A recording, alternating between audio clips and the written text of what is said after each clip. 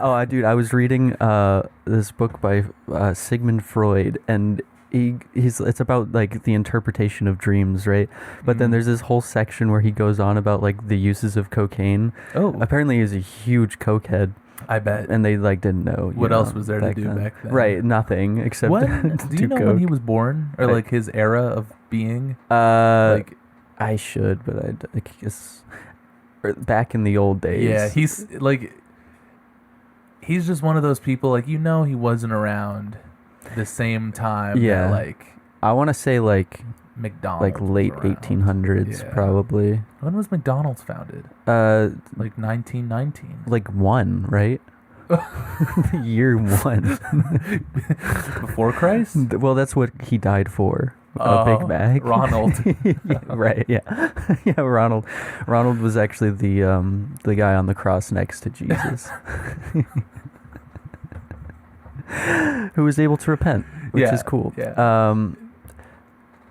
Oh, so I saw that movie Weapons. Yeah, other day. yeah. I really want to see it, so don't spoil anything. I for won't. me. I won't spoil it, but I do want to talk about it a little bit. Yes. Mainly because I had like a real old geezer moment while watching this movie. Okay. Not because of anything that happened in the movie, All right.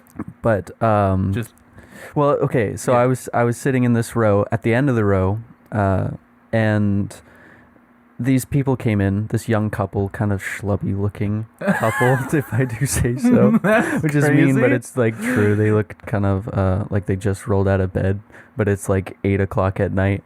okay. And so they come in 20 minutes into this movie. The movie's no. like way started, Yeah. shining their Flashlight. flashlights, and they're like going up and down the row multiple times. I'm like, oh, these people can't find their seat. And Typical. so, and I'm on the end, so I'm like kind of sitting with my head tilted towards the screen, and my head admittedly was covering the seat number on the seat. And this girl comes up to me, shines her flashlight in my face, and goes, what seat number? She's like asking me what the seat number is, and I'm like, That's this is crazy. row E. And if you couldn't get that from the fact that the row before is row D, I don't know how else to help you. Did you go to an AMC or the one near your house? No, I went to one in Kingston. Kingston. Yeah. Okay. Is it an AMC or like No, a Regal? it's CNG, I think. Oh, okay. Cinema Group, something Cinema Group. Because I'm pretty sure at NCG, that's what it is. Yeah, at AMC they have giant letters on the Yes. floor. Yeah. See, that's the thing is there were, to be fair, there were no letters on the floor, Okay. but I'm like trying to watch a movie, and Yeah. I was, I had a thought. I was like, these damn kids and their cellular flashlights. I think that's just. I think movie theater etiquette has gone way downhill for like the longest time. Yeah. I can't remember the last time I went to a movie and had like a really great experience. Yeah. Maybe Superman. When Superman I saw was Superman, good, yeah. people were excited. No one was being an asshole. But every time I go to a movie, there's something. That's because not being an asshole is the new punk rock. I guess so. I guess those people. Except in they your forget theater when didn't it's see no it. other movie. Yeah, they Yeah. go back to it. Yeah. Do you think that you have good movie theater etiquette? Do you talk at all? If I talk, it's a whisper. I don't Mhm. even like crinkling my bag of like Oh, yeah. popcorn, or if I have not that I often really eat snacks while I watch the movie. Yeah. I'm a big gummy worm guy during a movie. Yeah, I like old man candy. You like Raisinets? I love Raisinets. I like Really? Raisinets and Milk Duds. Ah, man, I haven't had Milk Duds in What about Dots? I feel Dots like are Dots bomb, are kind of dude. an old They're- man candy. See, all those candies are similar because they all kind of taste like cardboard. They all and kind they of all like get stuck in your teeth. Yeah, they're like Yeah. the worst candy to eat. So I never eat them unless I'm at like a movie theater. Is it a nostalgia thing? Is that like what you grew up getting? Maybe it's because it's dark in there and no one can tell what I'm eating. It's the only time you feel safe enough Yeah, to like eat I'm not them. gonna walk through the park with a box of Raisinets. Yeah, People are like, they'll make fun of me. right. All the My children girlfriend on makes fun of me. the playground will scream at you and call you an old man. Yeah. What's a new hip candy? Like Mr. Beast Bar, I think, is one. I guess so. Yeah. I don't know. Are there I was new gonna say, like, candies? Nerds clusters. Okay. Those are a big one. It's man. funny you bring that up because that might be the best candy ever created. Really? I don't know. Do you not Ever. agree? I fuck with them. I think like them a lot. It really hits for me, like texturally and flavor. I think it all works. I agree. I've eaten so many bags, shareable bags It's not good. of Nerds clusters. I really like. Do they make sour ones? They're all pretty like the outside is kind of sour and then the inside's less sour. I like sour. You know, like Oh, I like Nerds clusters, but I like Sour Patch I'm a big Kids. like sour bitter kind of guy. I know you are. Yeah. You like your black coffee. Yeah. So do I. It just like works for me. I know Yeah. not everybody likes that, but because there are some candies or even like gummy bears where I'll eat them and I'm like, I wish these were sour, Yeah. but they're not. I agree. You ever have the Shackalicious Shaquille O'Neal candy? Yeah. What'd you think of those? I think they're pretty good. They're good. Yeah. Yeah. They're big. Like him. they're like big fruit snacks. Yeah. Yeah. It's pretty a big bang for your buck, I guess. Yeah. A shack-sized gummy. Yeah, it's pretty epic. Well, welcome to this shack-sized episode of the Off the Shelf podcast. My name is Josh. And I'm Vinny. And this is the book club podcast where we take books off of Vinny's shelf and talk about them. And today we're talking about Batman Hush. We are Question mark. we are talking about Batman Heart of Hush by Paul Dini. Oh, yes. But I feel like you might need a little context. I feel like we've talked about Batman Hush before on the podcast. We probably have. It's one of the most celebrated. I don't know if I'd say celebrated because I think some people are very split down the middle on it, myself included. Oh, and the Negative Man is here. Yeah, of course. Yeah, so Batman Hush was written by Jeff Loeb and Jim Lee in the early 2000s. And I don't know this for a fact, but I'm willing to believe that the higher-ups at DC were like, hey, Jeff Loeb, write a Batman story that includes every single possible Batman character so a new reader can pick it up and just get it. And also create your own character. Do whatever you want. And so Jeff Loeb is like, all right. And he works with Jim Lee, so the art is beautiful. Did Jim Lee work on Spawn? No, but he was over at Image Comics during that era. I see. He was with Todd McFarlane. Because this looks like a very Spawn-inspired style. Yeah. And when this book came out, and still to this day, it's a huge story. You know, people constantly talk about it. There's a lot that comes from it. I mean, one of the biggest moments in it is a Batman Superman fight with each other. You know, it has everything. It has Batman and Superman fighting. It has great art. It has sexy women. It has romance. It has a convoluted plot. It's got everything you could ever want in a story. Sorry, I got a little bit distracted. There's a part in here that cuts to like ink painting, which is really very cool. Those are depicting flashbacks. Yeah, I like that a lot. That are still drawn by Jim Lee, but they're like watercolor. Yeah, they're very pretty. It's like a monotone watercolor. It's very cool. So Batman and Superman fight in this one. Is there a Snyder cut of this book? Yeah, there's a 15-issue fucking director's cut of this story. Now, do you know anything about Hush? You said that we might have talked about this before. A long time ago, I think. Long time ago. Yeah. Okay. Like the name rings many bells, and the cover definitely does, but aside from that, I don't remember. Yeah. Do you know anything about the Hush character? Doesn't it have something to do with like his parents or a secret society? Maybe. No. Never mind. I'm thinking of Court of Owls. Court of Owls. Yeah. Yes. Really? Then I don't know. Tell me about Hush. Well, so. Okay. I remember Hush from a Lego game, I think.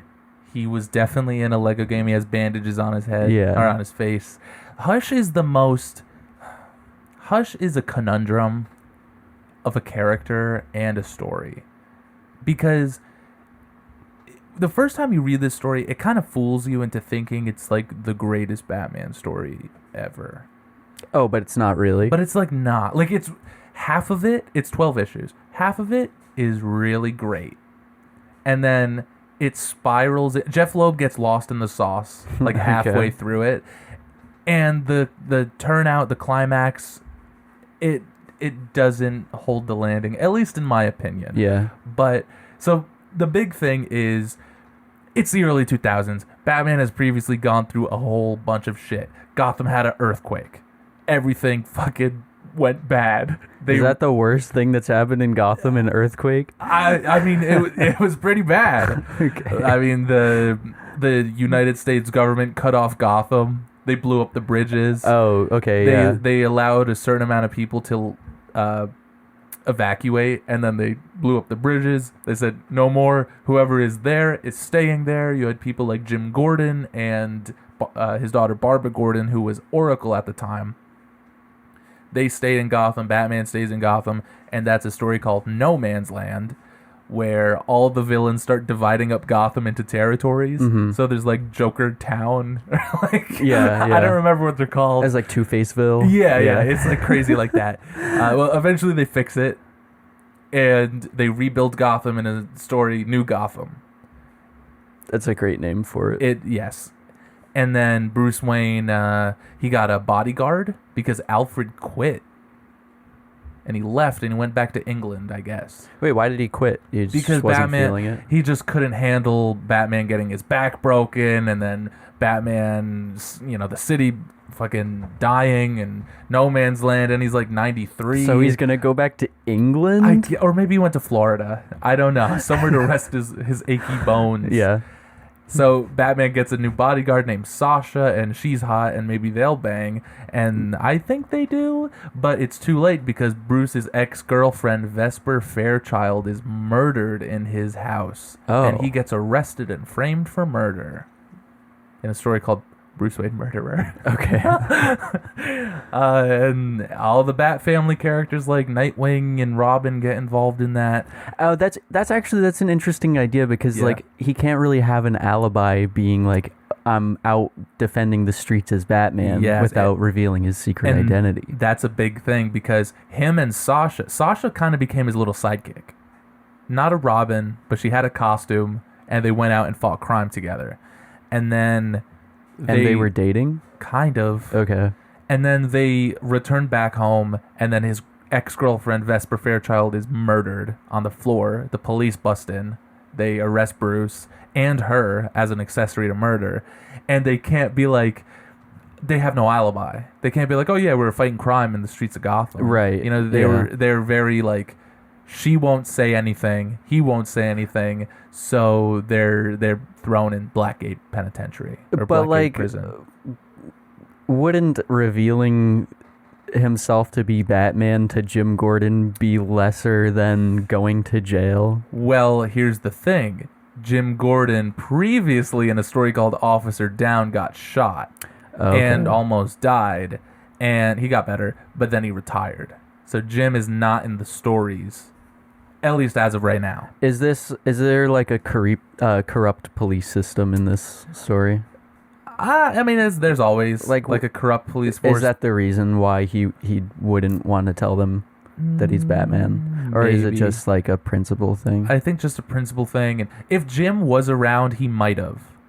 Even though there is characters like Renee Montoya and Crispus Allen who are like dedicated good cops in Gotham. There was a story called Gotham Central, which was like Law and Order, but in Gotham City, and it's fucking awesome. If you like detective like noir type stories, then you would definitely like it. I just started watching the Penguin show.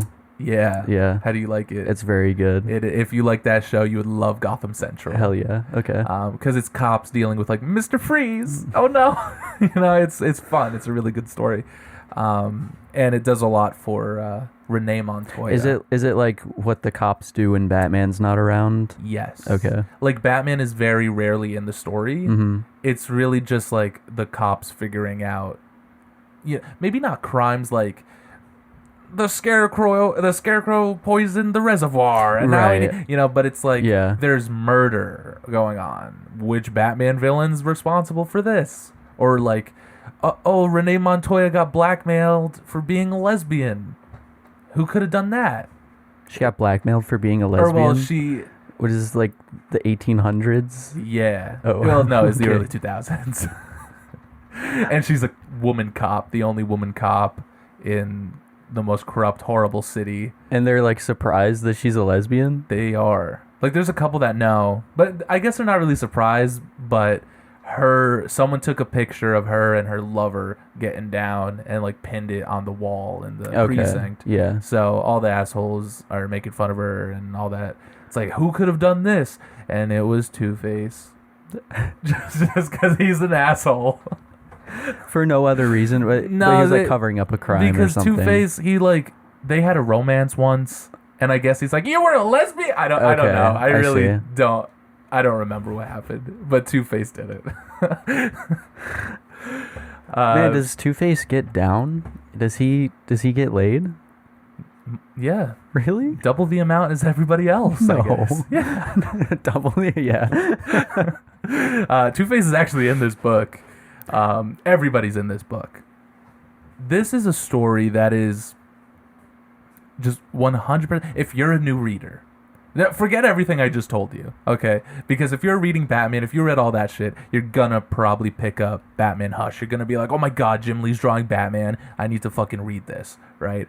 But if you're a new reader, this is a perfect book because you get everything. You know, you get Batman, you get Alfred, you get a romance with Catwoman. This is the story that has Batman first reveal to her that he is Bruce Wayne. And they fall in love. They have a whole thing. You know, and you get to see Killer Croc. Batman stops Killer Croc from, he kidnapped a kid, and he wants, like, ransom money, and the cops... Like a special kid is like the a rich president's kid. son or something? Yeah, it's like a kid of, like, some wealthy socialites in Gotham. I don't know. And Batman's like, this is weird. It's not a crime Killer Croc would do. And it turns out that Killer Croc is being coerced by a mysterious new villain named Hush.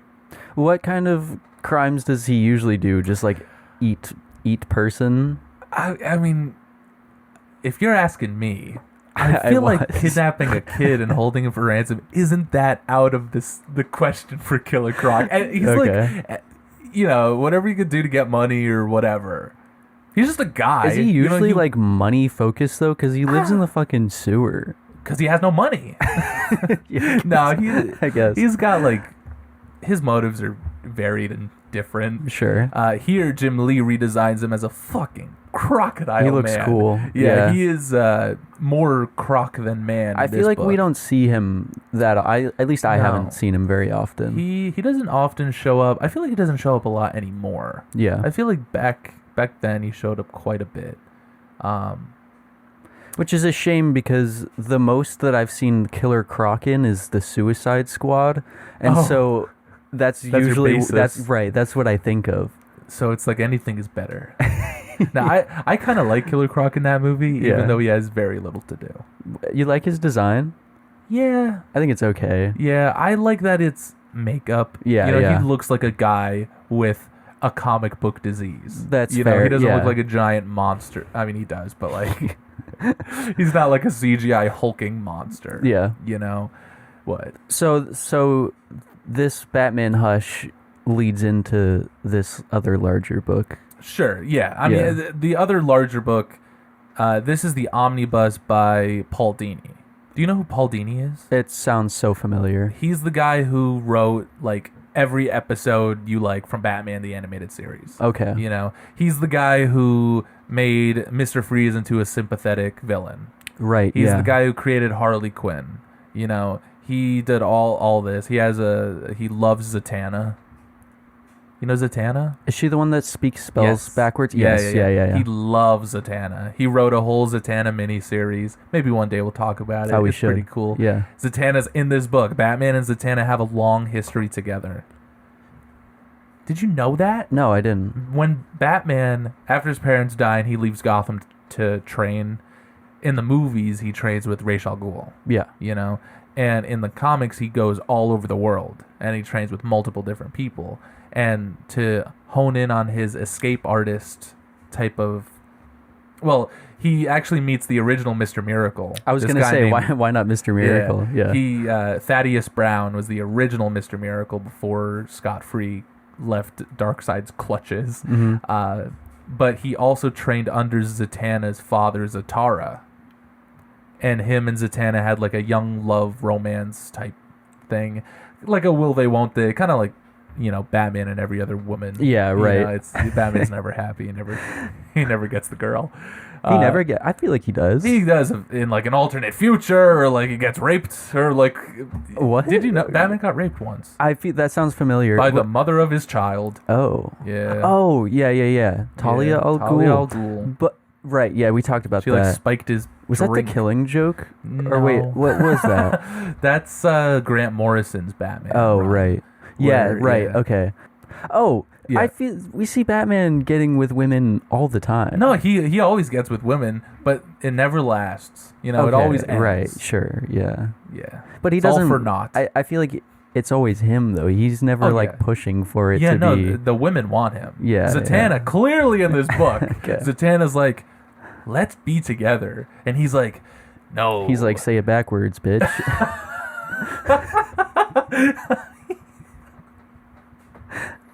That's awesome. She should. Well, previously in like Justice League, we talked about identity crisis. Yeah. When the elongated man's wife got murdered. Mm-hmm. And the superheroes were like erasing minds of supervillains. Like Zatanna would erase people's minds, and Batman found out, and Zatanna and all the other superheroes wiped Batman's mind.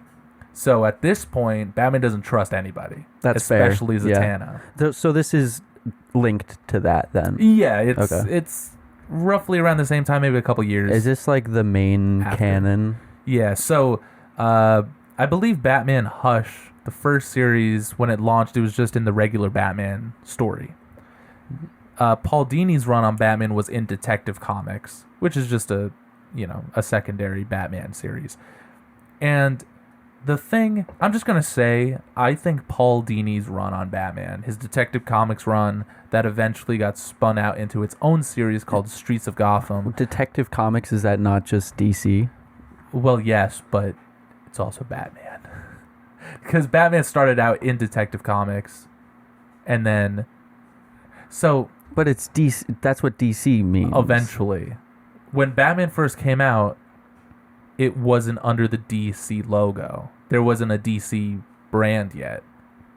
But it was still like technically DC, right? Yes, it was a company that published Detective Comics and Action Comics and Flash Comics. Okay, I see. Yeah. And then okay. eventually they just rolled it all into one, and that became DC. That's crazy that they chose DC. I know. They could have did AC or All-Star Comics. That would have been cool. Yeah. AC. Yeah. But so Paul Dini's writing Detective Comics at this time. And I think it's one of the most underrated Batman runs and one of the most unfortunate Batman runs.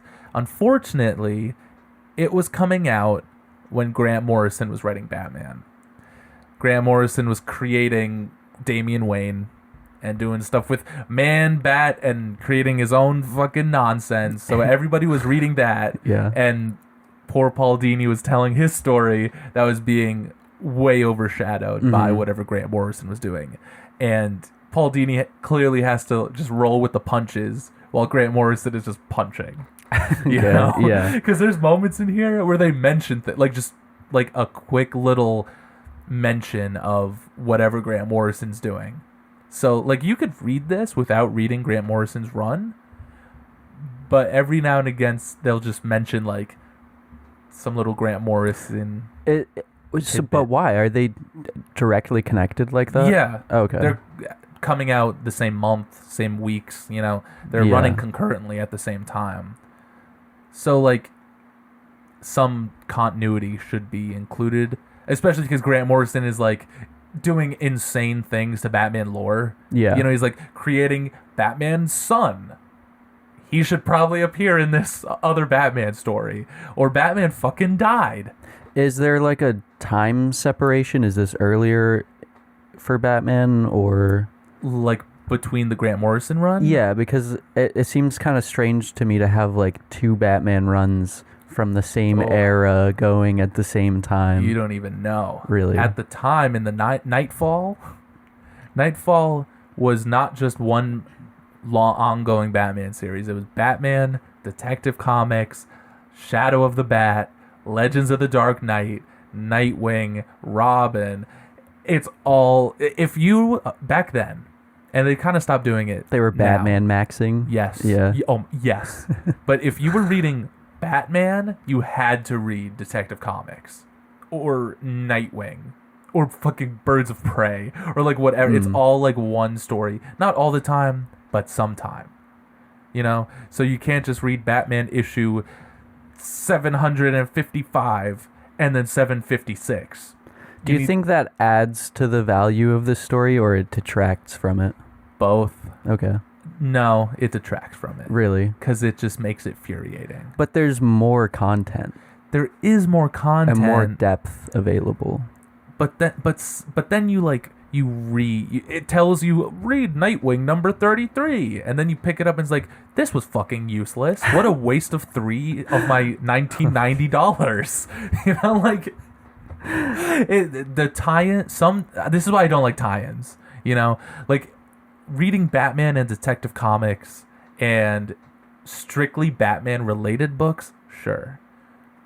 But don't be reading Robin and Nightwing unless you actually have like an interest in those stories already. Yeah. You know, they're great series, but you're not gonna jump in on Nightwing number 15. You know, start with issue 1.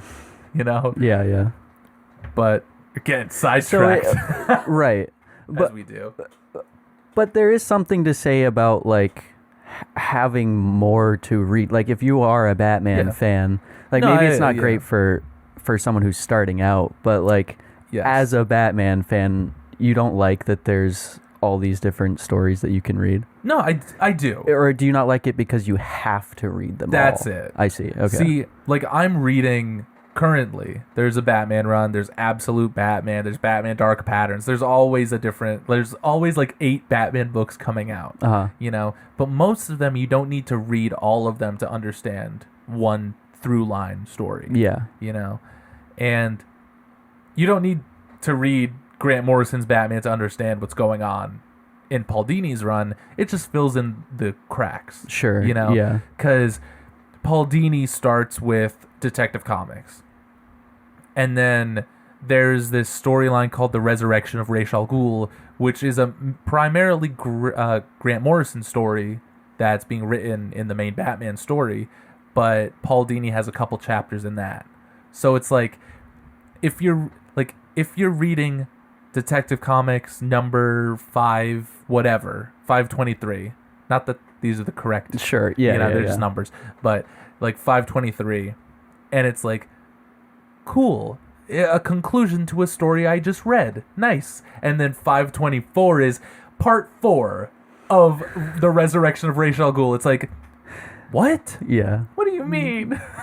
It just gets confusing. That sounds annoying. It is annoying. Yeah. But if you're all in, then you're all in, and you're hopefully having a great time with your story. Would you say that this book is concise, though, within itself? I mean, you said you don't have to read Grant Morrison's run. I would say it's pretty concise. You know, I mean, for the Detective Comics run by itself, because there's Detective Comics and Streets of Gotham collected in this.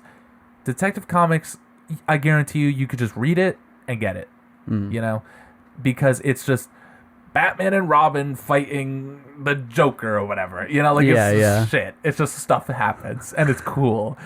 But then the Streets of Gotham series, which is also really great, you need a little bit of context because at the time where Streets of Gotham begins, Bruce Wayne is dead, seemingly. Oh. So Dick Grayson, Nightwing, is Batman, and Damian Wayne is Robin.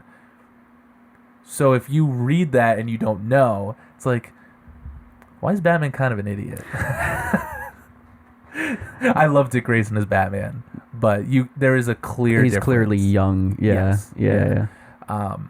But as for, and I'll let you look through the omnibus here. The Heart of Hush storyline it's somewhere in the middle. So But- how does the Heart of Hush relate to Batman Hush? Okay, so Batman Hush, getting back on track with Batman Hush. And I know as soon as you start looking through this omnibus, we're going to get sidetracked again.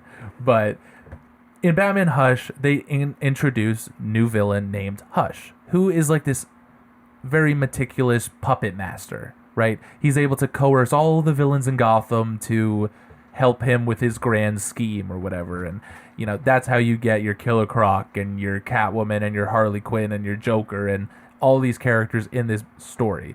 Now, early in the story, Batman ends up getting into an accident where he cracks his skull or whatever, and he needs surgery. Alfred is not a brain surgeon. He can't fix it. Somehow, while Batman is like in a coma, he's able to tap Morse code. Okay.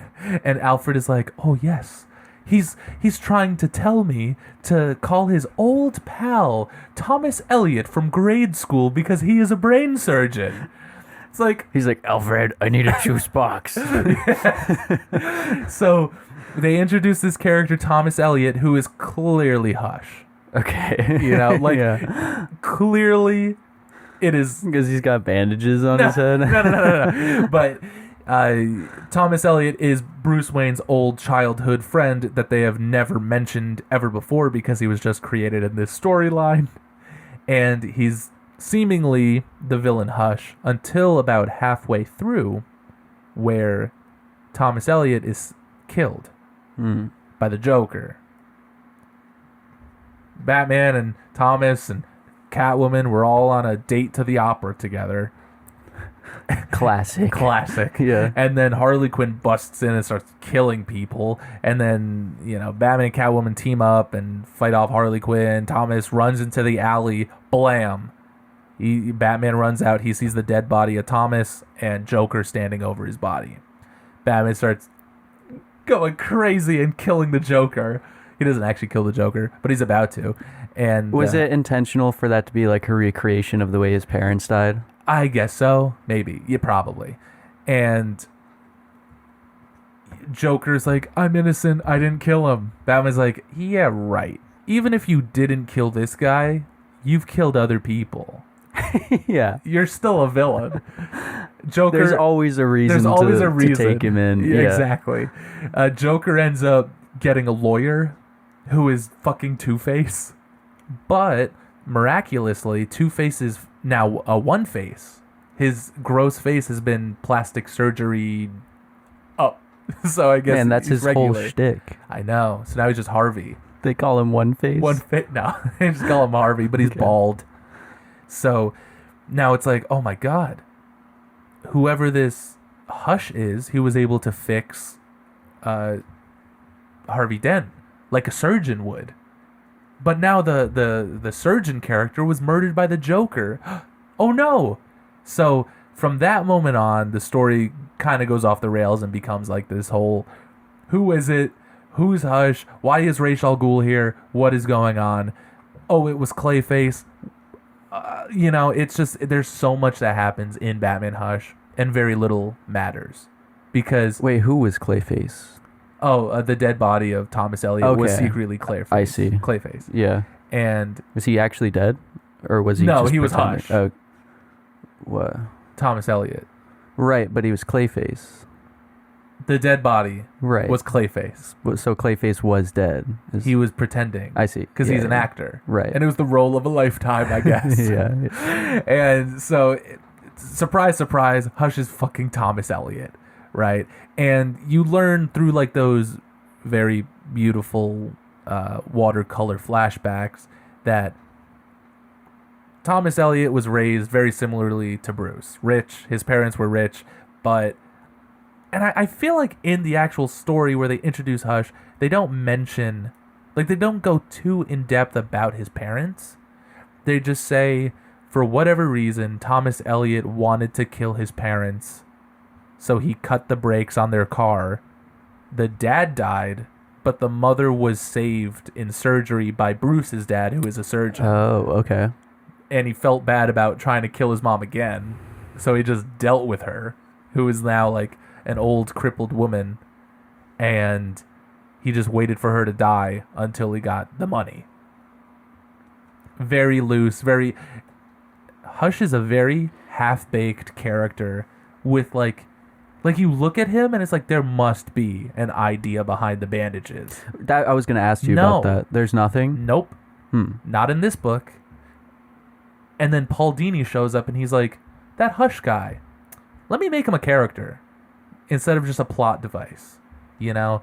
And Paul Dini infuses, as he did with every single villain on Batman the Animated Series. You know, like before Mr. Freeze was, you know, when you think of Mr. Freeze, you think of scientist with a wife with an incurable disease who he froze to find a cure for. That was not how it was. Mr. Freeze was just a thug. He was just a fucking... with an ice ray. Yeah. That's what Mr. Freeze was. And then Paul Dini shows up and it's like, no, let's make him sympathetic and like you kind of understand what he's doing. That episode also won like an award or something. And that's just what Paul Dini does. He's just able to take these wacky characters and infuse such life into them. So when he gets a chance to play with Hush, and a lot of other characters in this, you're not even on the Hush story yet. This just feels, this whole series feels like a mature version of the animated series. Because he's not only getting to play with Batman, but all the rogues gallery. He gets to play with Harley Quinn and Zatanna, as he typically loves to do. He creates new villains like Harvest, and he gives old villains like the Riddler a new purpose. You know, if you're a fan of that show, I highly recommend this series because it's just so similar and so fun. Yeah. And there's a lot of great art. Don Kramer does a lot of the starting art in this series. I feel like he doesn't get enough love for his art. What else has he done? I don't know. I just know him from this and a couple other Batman stories. He doesn't get enough love from you. No, he doesn't. Yeah. But I thought his art was really great in this series. But also a lot of the art in this book is done by Dustin Nguyen, or Nguyen. I don't know how to say his name. But his art is very reminiscent to artists like Jock, or Jock Did Witches that we talked about. Yes, yeah. His art is a little, when I see it, it gives me those kind of vibes. And at first I didn't like Dustin Nguyen's art style, but I've really, there it is. But I really have grown to like it a lot. It is kind of a dramatic shift. It is a very dramatic from shift. Art styles, yeah. Yes. And those are the resurrection of Ra's al Ghul parts. I see. Way more stylized. Yes, it's very stylized. Yeah. And I like it a lot. It's the type of art that grew on me. Kind of like Humberto Ramos. Like, Humberto Ramos is an artist who drew Spider-Man forever. And I never liked his art. But, like, now, I don't know if it's just, like, I've seen it so much that I'm starting to like it. Yeah. Or if I just think he's progressing as an artist. It's probably both. Probably both. Yeah. Yeah. There's a fun Mad Hatter storyline here. Man, I haven't seen the Mad Hatter. Yeah. There's fun storylines for literally, like, all the underrated characters. You know, there's the Mad Hatter. There's Scarface. What do you know about Scarface and the Ventriloquist? I know about the Ventriloquist because of that one episode of Teen Titans that he's in. And he turns them all into puppets. Yeah. Yeah. That's all I know. What was it, Scarface? Yeah, Scarface is the puppet. Is the puppet? Yeah, the ventriloquist. Oh. He has a puppet, and that puppet is like a 1920s gangster. I see, okay. Scarface. Yeah, hell yeah. Yeah, it's awesome. And here, the original ventriloquist, Arnold Wesker, died. He died previously. And this crazy woman, what's her name? I think it's like Peyton Riley, something like that. She falls in love with the puppet and becomes the new Scarface. Okay. You know, so stories like that. Does she actually love him, or is she just using his power? Yes. Does he have to sit on someone's lap? I want to say no, because It seems like he's sitting like next to someone in every panel that he's in. Yeah, I think it really depends on if you're mentally stable, then you're not going to hear him talking to you. Oh, really? Maybe. Okay. Unless he's being puppeteered. Like if someone is puppeteering him, then sure you will hear him talk. But like if he's laying on the floor, maybe he Yeah. only talks to the person that puppeteers him. There's some like supernatural nonsense perhaps with Scarface. Sure. In a recent book called Batman Dark Patterns, Scarface's soul inhabited a building. So this building starts talking and Scarface is a wacky character. So he is some kind of spectral being. Sure. Okay. They literally, when he showed up, it was a fat old man with a puppet. And the puppet would like make fun of the guy. Yeah, It yeah. was like an abusive puppet who was a gangster. And now he's a building, like a apartment building. What does he do as an apartment building? He just says creepy shit. Okay. But there's people in the building, like a cult, that like do things that he tells them to do.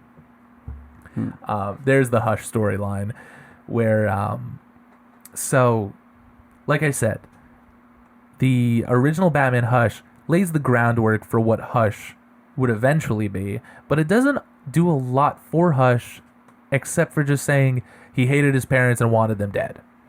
And he also hated Bruce Wayne, right?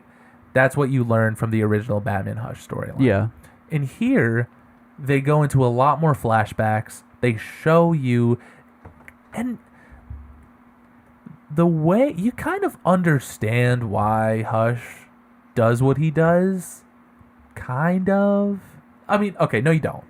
But you do kind of feel bad for him sometimes. Like, when you're reading the flashbacks, it's like, I feel bad for him.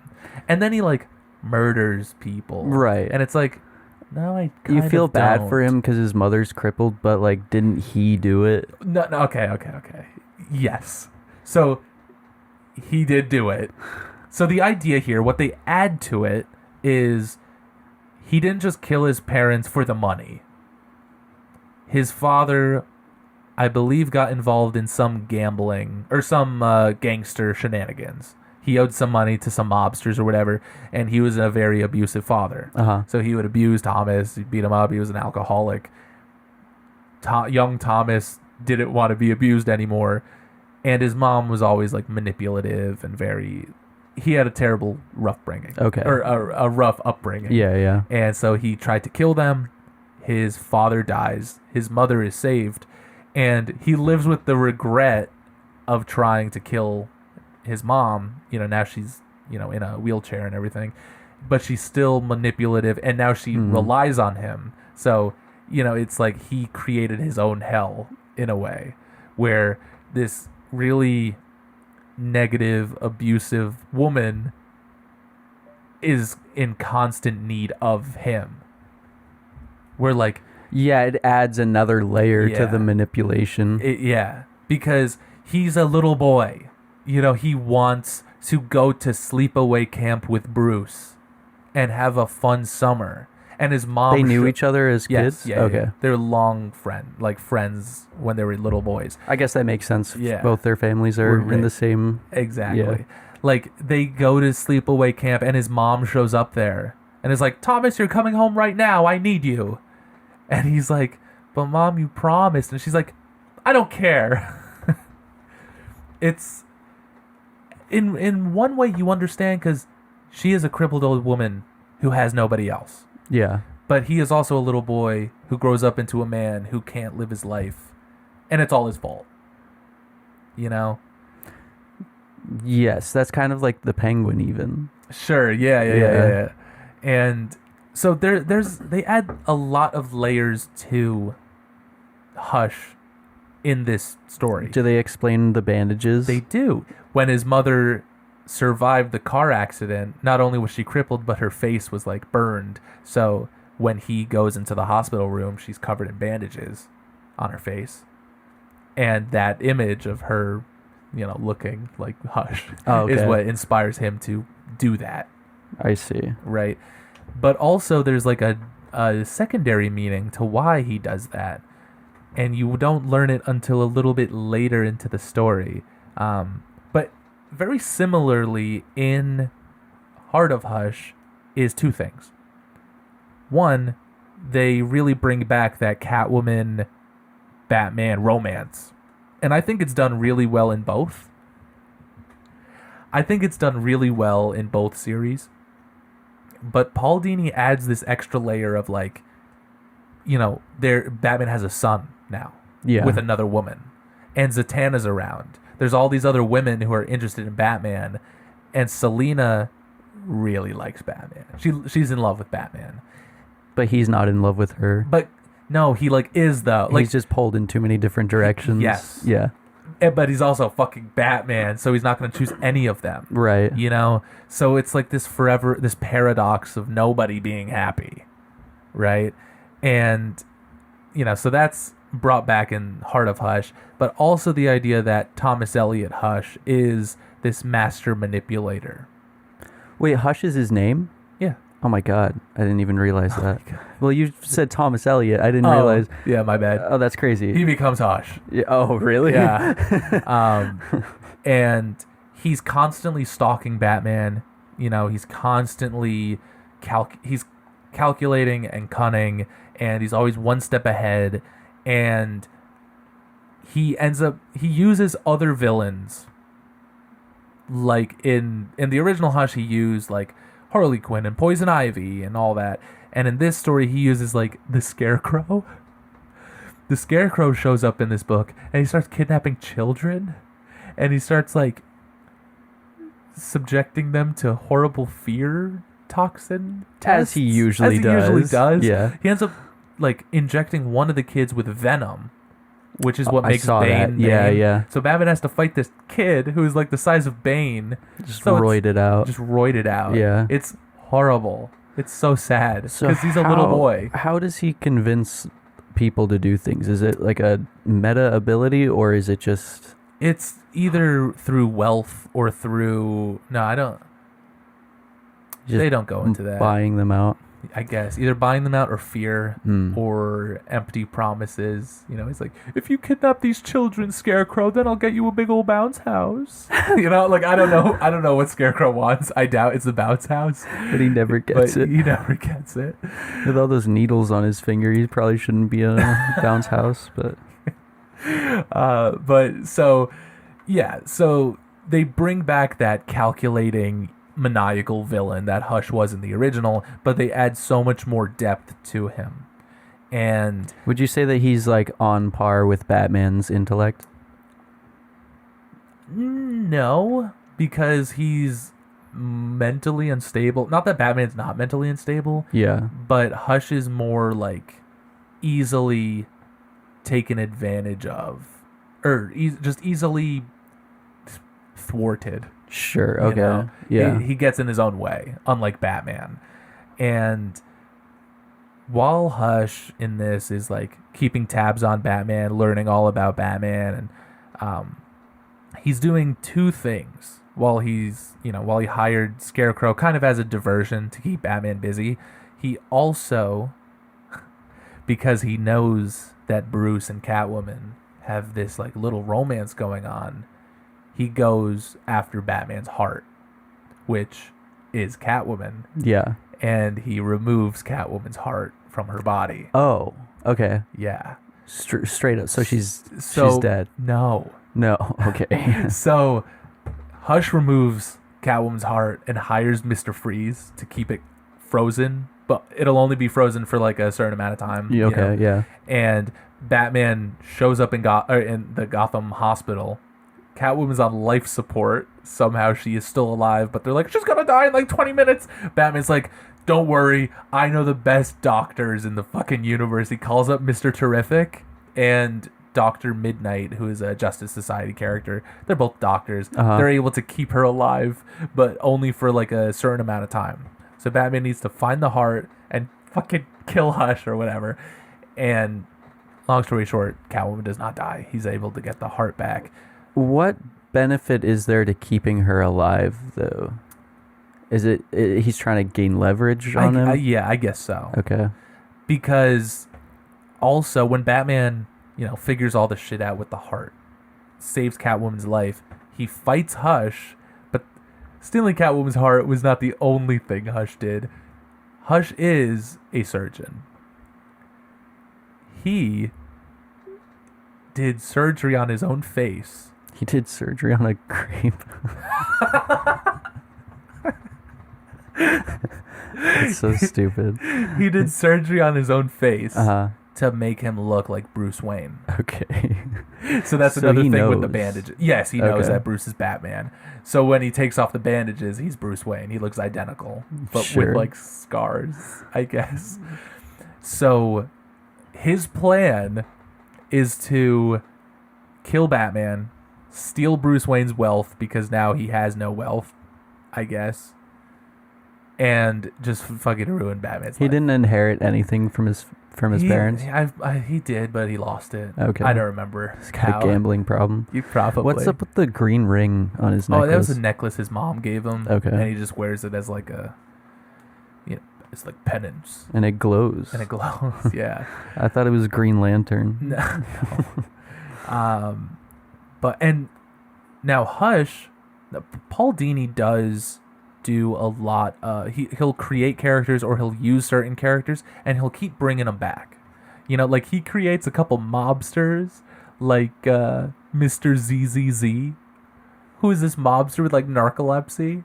So he's like always sleeping, Okay. but he's like consciously sleeping. It's weird. He shows up a couple times. Some of the Mad Hatter's Wonderland gang show up a couple times in this series, like the Walrus. He's a member of the Mad Hatter's Wonderland The gang. Walrus? The Walrus.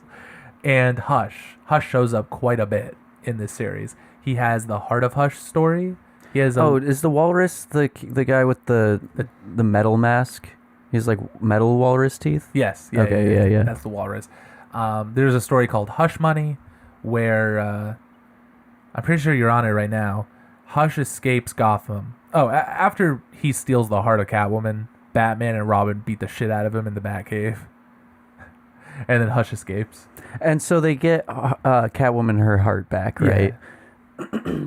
And then, like a week later, she's back to fighting crime. Yeah. Okay. She's been trailing Hush all throughout. After they kick his ass in the Batcave, he escapes with like the old, I forget what it's called, but it's like a little helicopter, a little Batcopter thing. Okay. It's silly. He tries to escape. It fucking blows up.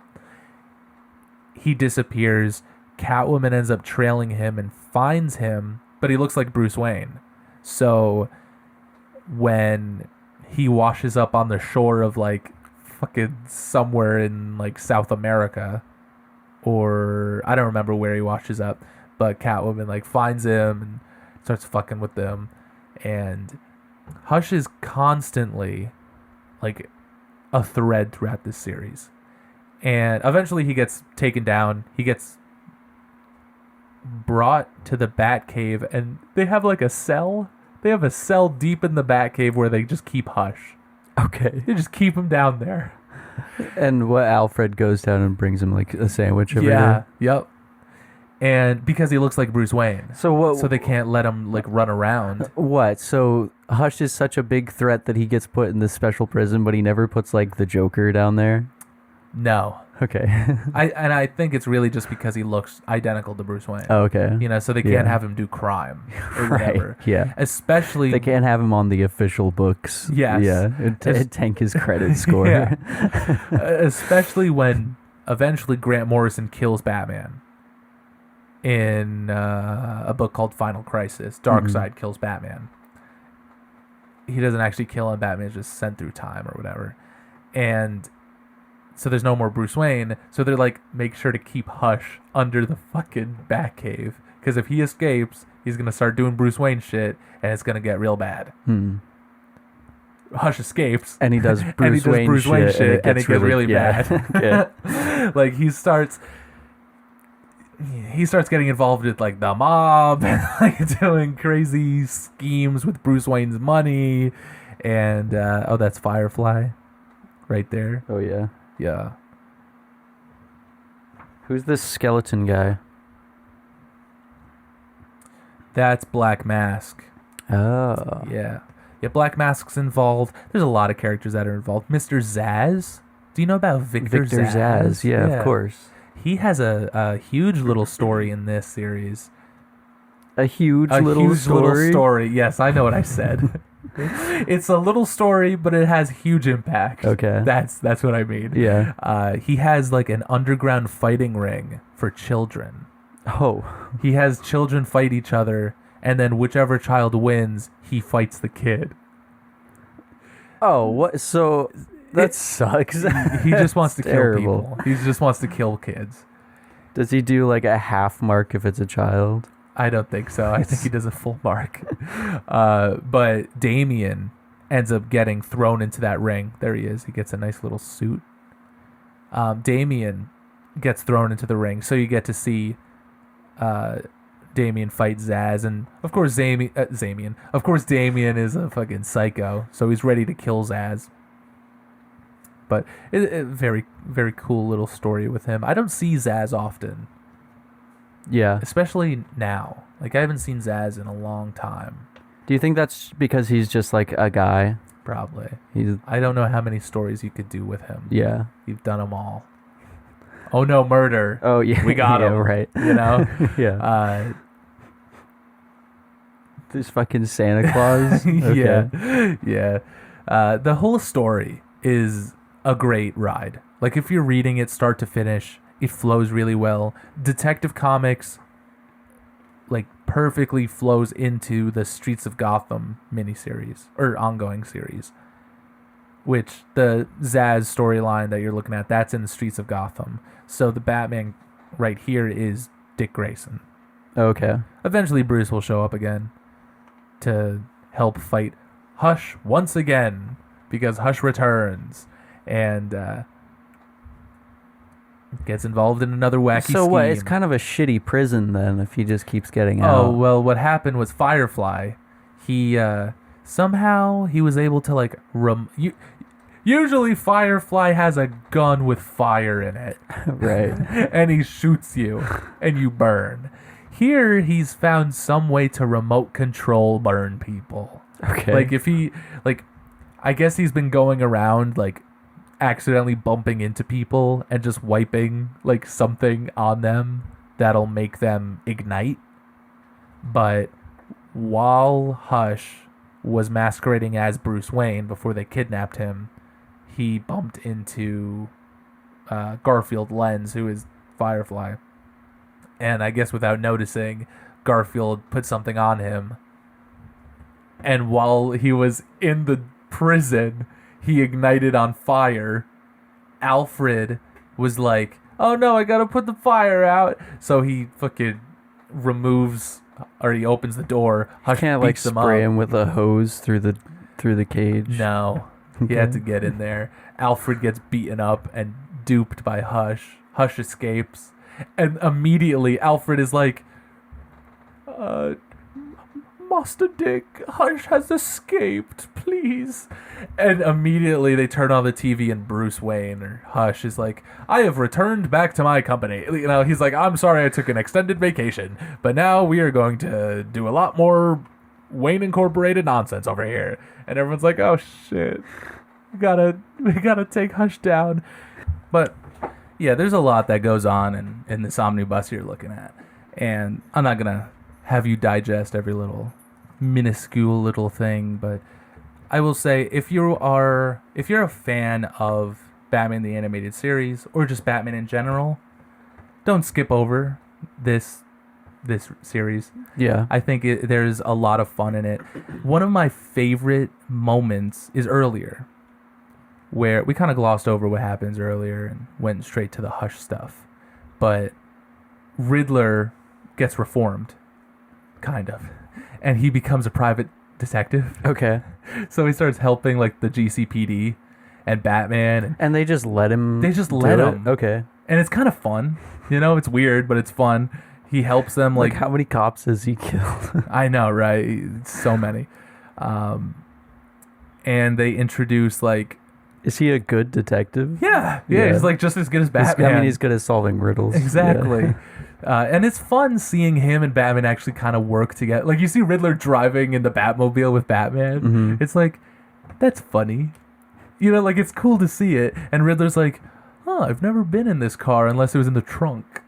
Like, there's a lot of fun little moments between the characters. Yeah. You know, moments that, like, you just haven't seen before. It does seem like a good introduction to all the essential Batman characters. Yeah. And the inessential as well. Yeah, I feel like Paul Dini does, like, yes, Joker shows up, Harley Quinn shows up, you know, but Paul Dini's clearly more interested in some Mad Hatter, you know, like crazier. It's interesting because it seems like a way to place them all in the same time frame, because sometimes when you're reading a Batman book, it can be like, oh, this one villain is doing something this time, but it's like, this is Gotham, so there's probably a lot of shit happening at this time. Exactly. And what's also great, and I guess another reason, like, if you have Batman and Detective Comics running concurrently, make sure they're doing something different. You know, not like totally different to where like the continuity is all fucked up, but different enough to want to read both. Yes. Yeah. So if it's like, oh, Batman fights the Joker in this issue, and then you read Detective Comics and he also fights the Joker, it's like, I could have just saved my money and bought one. Yeah. You know? But you have like Batman dealing with Talia al Ghul, who now shows Batman that he has a son and she has Man-Bat ninjas over in Grant Morrison's story. And then in Paul Dini's run, the Joker kidnaps Robin on Christmas Eve. You know, like there's like a good balance to reading this with Grant Morrison's, but if you're just reading this, it's a lot of fun. And that Joker story that he kidnaps Robin, it's one of my favorite issues in this book. Really? Why? Yeah. It's just so Joker. You know, if you've seen any Joker episode of Batman the Animated Series, like The Laughing Fish, or there's an episode where Joker becomes a dentist. Like Jim Gordon has to get his checkup, and the dentist is the Joker. Yeah. You know, like Joker's just doing shit. Sometimes his scheme is just being silly. He's a clown, you know? So when on Christmas, or around Christmas, when Robin is like fighting crime and then a car, like a fucking Buick or whatever, I don't know what kind of car it is, but a regular car pulls up next to him, rolls the window down, it's the fucking Joker. He's like, get in, Robin. You know, it's so silly because it's just, and he like does it, he cartoon. just like gets in. No, Joker like kidnaps him. Okay. He ties him up, and Robin wakes up and he's in the passenger seat. There's two people in the back. Dead people. Yeah. Yeah, there is. It's terrible. Yeah, he's so silly, but then, yeah, and he's running people over. He's driving on the highway, and then he's like, oh, let's go down this street. It's highly populated during the holiday season. It's like, oh, that's 20 points. You know, like, it's so funny. It's so funny. And then Robin is like, ah! And Batman's just not even in it. Like, Batman's not even in the story. Yeah. It's just Robin has to figure out how to get out of this situation, and hopefully no one else dies. And there's always that part of you that's like, oh, the Joker could kill him. Yeah, he's like, because he's killed a Robin before. Yeah. Exactly. It's just a fun issue. There's just a lot of issues, a lot of chapters in this book like that. Or like when he creates Paul Dini creates the villain Harvest, who is only ever appears in this one story. I don't think anyone's ever used Harvest, because what do they do? They just like Harvest was reap what they sow and shit. I kind of. Okay. But it's more like Poison Ivy is reaping what she sowed, because Poison Ivy accidentally created Harvest. Okay. Poison Ivy kidnapped some people, or like victims of Poison Ivy were like dumped into some chemicals, and all the dead remnants of the people merged into, like, amalgamated into one being, chemical plant monster being named Harvest. Okay. And it wants revenge on Poison Ivy. It's fucking There was weird. too much coliform in their water. Yeah, it is Yeah. really weird, but it's fun. And when the series first began, it was like one and done issues. It's like, oh, Paul Dini creates a new villain, Batman figures it out. Oh, the next issue, Paul Dini creates a villain, Batman figures it out. Oh, the next issue, here's the Riddler, Batman's gonna figure it out. And then as the series goes on, it becomes more like, oh, this is a 5-part story. Oh, this is a 3-part story. Oh, it's more than just one and done kind of animated series episodes. Yeah. And more of like a prolonged series. There's multiple times where Batman and Zatanna team up. The Joker fucking impersonates a magician. It's just fun Batman antics. It's not overly serious, but there is a lot of serious and adult themes throughout the series. Yeah. It's very dark. It is very dark. But there are moments of levity. Some of them are from the Joker, even though he's doing horrible things. So what would you rate this book or this series? I would rate it a solid Kate 8. I was gonna say a Devon 7, but I really enjoy it. I think, as for like Heart of Hush, I think is the best Hush storyline, and we didn't go, super in depth with it. I kind of gave you the bullet points of he stole her heart. Fucking, he looks like Bruce Wayne. I just gave you the cliff notes of it. But I do think it's a really great story with a really great art.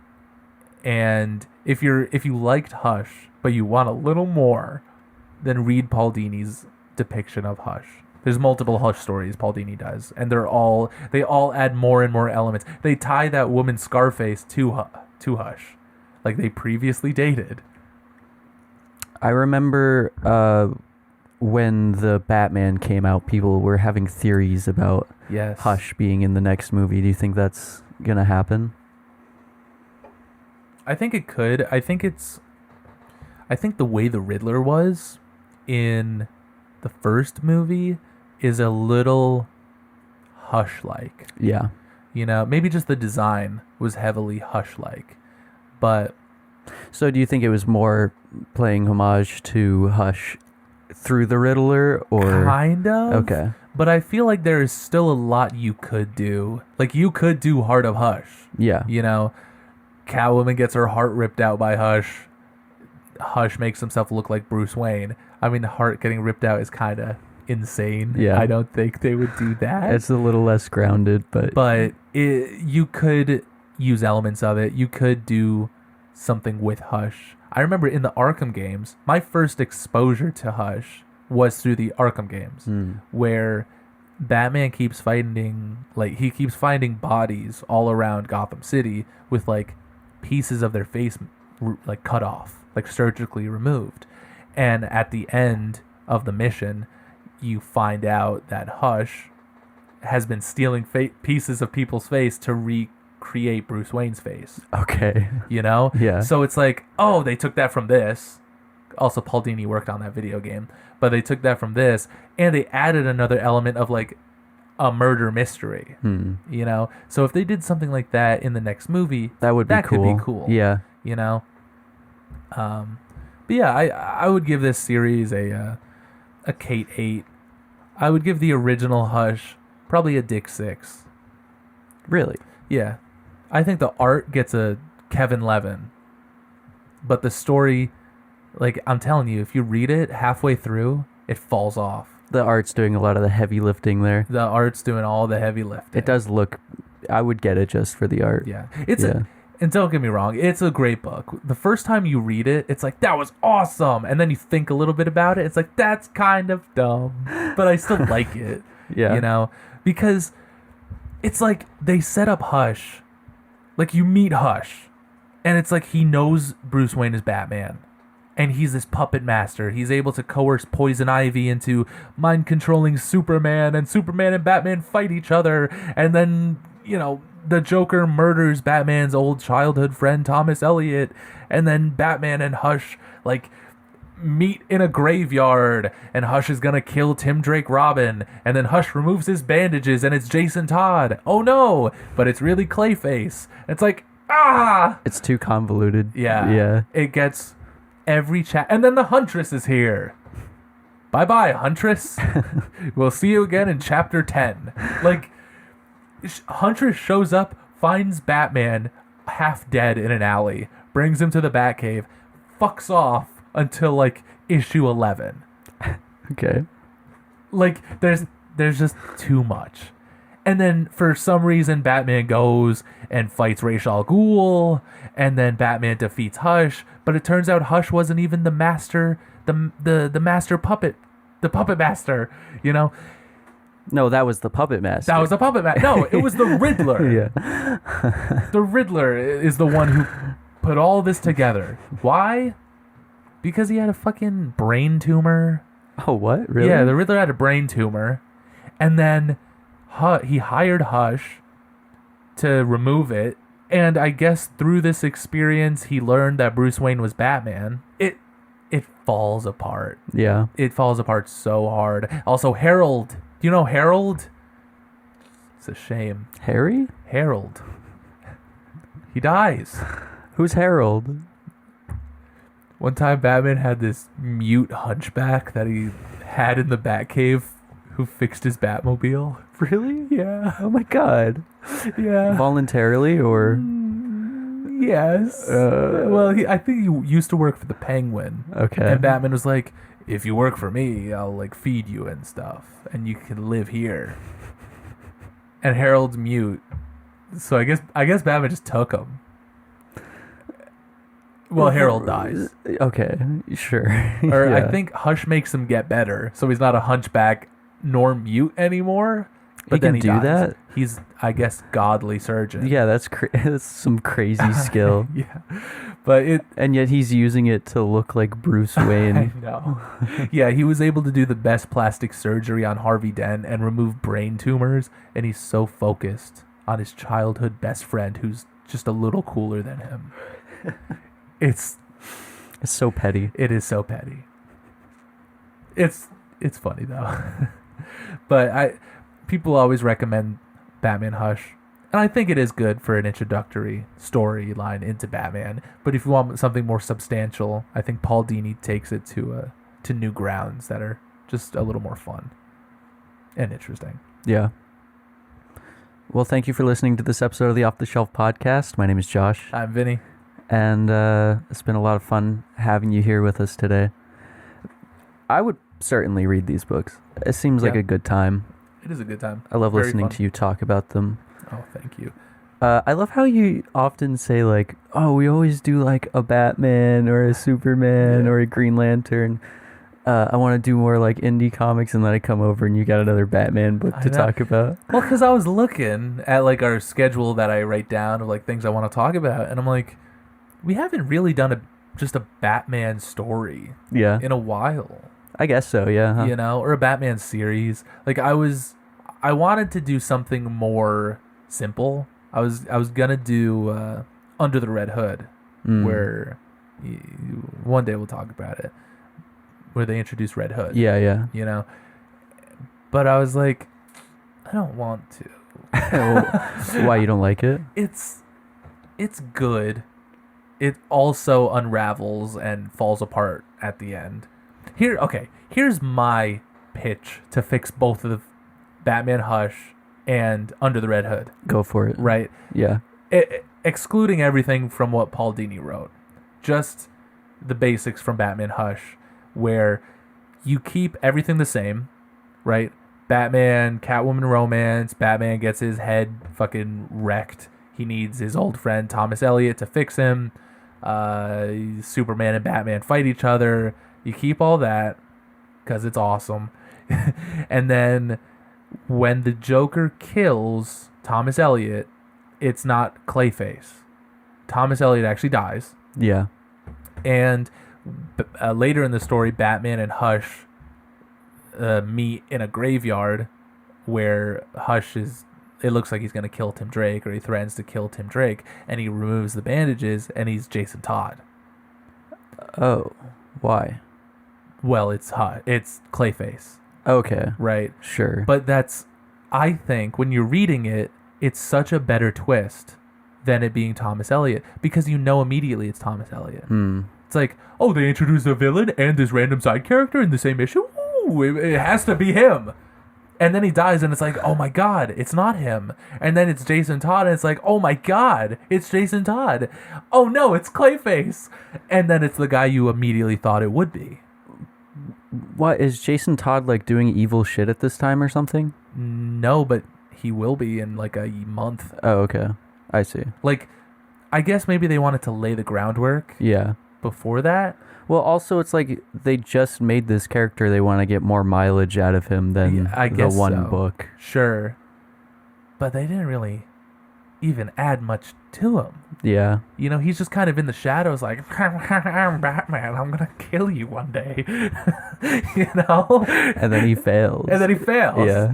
And then, you know, he shows up in other things, which is great.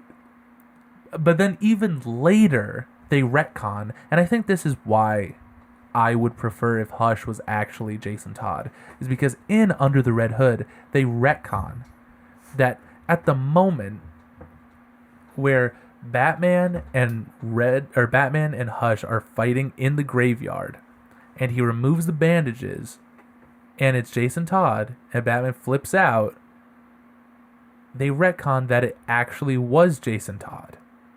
Oh, really? But they have a little fight. Mm-hmm. During the fight, Jason Todd like jumps into the bushes, and then Clayface takes his form, and Batman fights Clayface for the rest of the fight.